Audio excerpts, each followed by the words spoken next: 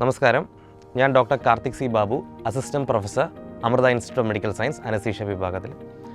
ഇന്ന് നമ്മൾ സംസാരിക്കാൻ പോകുന്ന വിഷയം സ്പൈനൽ അനസ്തീഷ്യയും എപ്പിഡ്യൂറൽ അനസ്തീഷ്യയും തമ്മിലാണ്. വ്യത്യാസവും അതിലെ കോംപ്ലിക്കേഷൻസിനെയും പറ്റിയാണ്. അതിനുവേണ്ടി നമ്മൾ ഡിസ്കസ് ചെയ്യാൻ പോകുന്നത് അമൃത ഇൻസ്റ്റിറ്റ്യൂട്ടിലെ പ്രൊഫസർ, അനസ്തീഷ്യ വിഭാഗത്തിലെ ഡോക്ടർ നീതു മാഡമായിട്ടാണ്. നമസ്കാരം. Good morning madam. അപ്പം സ്പൈനൽ അനസ്തീഷ്യ എന്ന് പറഞ്ഞാൽ എന്താണ്? ഇത് സാധാരണയായി ഇടുപ്പിന് താഴെ കാലിലോ സിസേറിയൻ സെക്ഷൻ പോലുള്ള ശസ്ത്രക്രിയകൾക്കാണ് ഉപയോഗിക്കുന്നത്. ഇവിടെ പുറകിൽ നടുഭാഗത്തായി ഒരു സൂചി വെച്ച് മരവിപ്പിച്ച്, നെഞ്ചിന് താഴോട്ടായി മരവിപ്പിച്ച് വേദന കൂടാതെ ശസ്ത്രക്രിയ ചെയ്യാൻ പറ്റുന്നതാണ്. മാഡം, ഏത് വിഭാഗം രോഗികൾക്കാണ് ഇത് കൊടുക്കാൻ പാടില്ലാത്തത്? രോഗി വിസമ്മതിക്കുകയാണെങ്കിൽ, രോഗിയുടെ ഇൻട്രാക്രൈനിയൽ പ്രഷർ കൂടുതലാണെങ്കിൽ, ഇഞ്ചക്ഷൻ കൊടുക്കാൻ ഉദ്ദേശിക്കുന്ന സ്ഥലത്ത് വല്ല ഇൻഫെക്ഷൻ ഉണ്ടെങ്കിലോ അപ്പോൾ മെനിഞ്ചൈറ്റിസ് പോലുള്ള അസുഖങ്ങൾ വരാൻ സാധ്യതയുണ്ട്.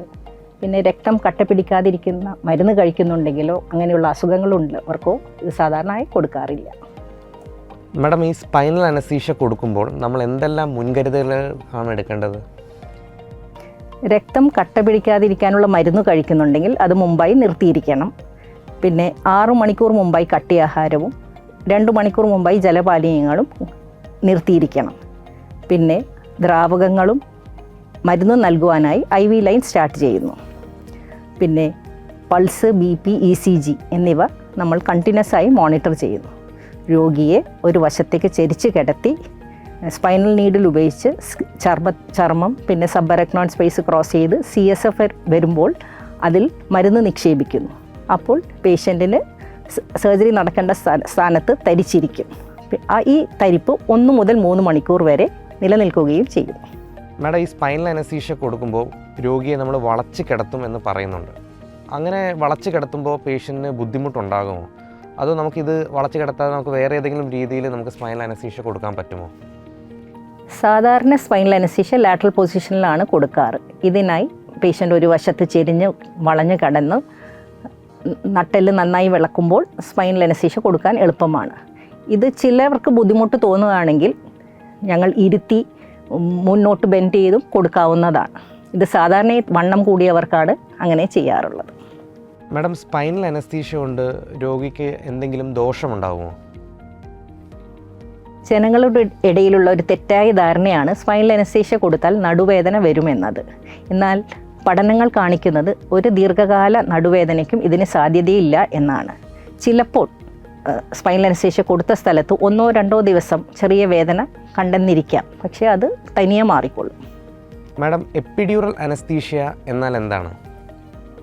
ഇത് സ്പൈനൽ അനസ്തീഷ്യ മാതിരി തന്നെ എപ്പിഡ്യൂറൽ നീഡിൽ ഉപയോഗിച്ച് ചെരിച്ച് കിടത്തി എപ്പിഡ്യൂറൽ സ്പേസിലേക്കാണ് നീഡിൽ കിടത്തി വിടുന്നത്, അതായത് ഡ്യൂറയുടെ പുറത്തുള്ള ഒരു സ്പേസിലേക്ക്.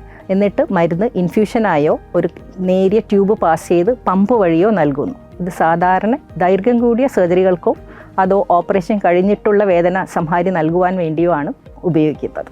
മാഡം, ഈ എപ്പിഡ്യൂറൽ അനസ്തീഷ്യ തന്നെയാണോ നമ്മൾ ഈ പ്രസവ വേദന സംഹാരിയായിട്ട് കൊടുക്കുന്നത്? പ്രസവ വേദന വളരെ ബുദ്ധിമുട്ടുള്ളതാണ്. അതിനായി എപ്പിഡ്യൂറൽ അനാൽജസിയ ഉപയോഗിക്കാം. രോഗി ആവശ്യപ്പെടുകയാണെങ്കിൽ വേദന വരുന്നതിന് മുമ്പ് തന്നെ ഒരു എപ്പിഡ്യൂറൽ കത്തീറ്റർ ഇട്ട് വയ്ക്കുന്നു. അതിലൂടെ രോഗിക്ക് വേദന വരുമ്പോൾ മരുന്ന് നൽകി ഒരു വേദന കൂടാതെയും പ്രസവിക്കാൻ പറ്റുന്നതാണ്. മാഡം, ഈ സ്പൈനൽ അനസ്തീഷ്യയുടെ സൈഡ് എഫക്ട്സ് എന്തൊക്കെയാണ്? സാധാരണ ഈ സ്പൈനൽ അനസ്തീഷ്യ കൊടുത്താൽ BP ഫോൾ കാണുന്നതാണ്. ഹാർട്ട് റേറ്റും കുറയാം. ഇതിനൊക്കെ നമ്മൾ മരുന്ന് കൊടുത്ത് ചികിത്സിക്കാവുന്നതാണ്. ഞങ്ങൾ കണ്ടിന്യൂസ് ആയി മോണിറ്റർ ചെയ്യുന്നതുകൊണ്ട് ഇത് കണ്ടുപിടിച്ച് ഉടനെ ചികിത്സിക്കുന്നു. വളരെ വിരളമായി ചിലപ്പോൾ പോസ്റ്റ് ഡ്യൂറൽ പങ്ക്ചർ ഹെഡേക്ക് അതോ സ്പൈനൽ ഹെഡേക്ക് എന്ന് പറയുന്ന തലവേദന ആയിട്ട് പ്രസൻറ്റ് ചെയ്യാം. അതും വേദന സംഹാരികൾ നൽകി സാധാരണഗതിയിൽ 2 ദിവസം കൊണ്ട് മാറുന്നതാണ്. ചിലപ്പോൾ വളരെ റയറായിട്ട് ചിലപ്പോൾ ഇൻഫെക്ഷൻ വരാം എന്ന് പറഞ്ഞു കേട്ടിട്ടുണ്ട്. എൻ്റെ എക്സ്പീരിയൻസിൽ ഇതുവരെ കണ്ടിട്ടില്ല. ഞങ്ങൾ പ്രിക്കോഷൻ ഉപയോഗിച്ച് സ്പൈനൽ അനസ്തീഷ്യ കൊടുക്കുന്നത് കൊണ്ടായിരിക്കാം ഇതുവരെ അങ്ങനെയൊന്നും സംഭവിച്ചിട്ടില്ല. Thank you madam. Thank you Karthik. നമസ്കാരം.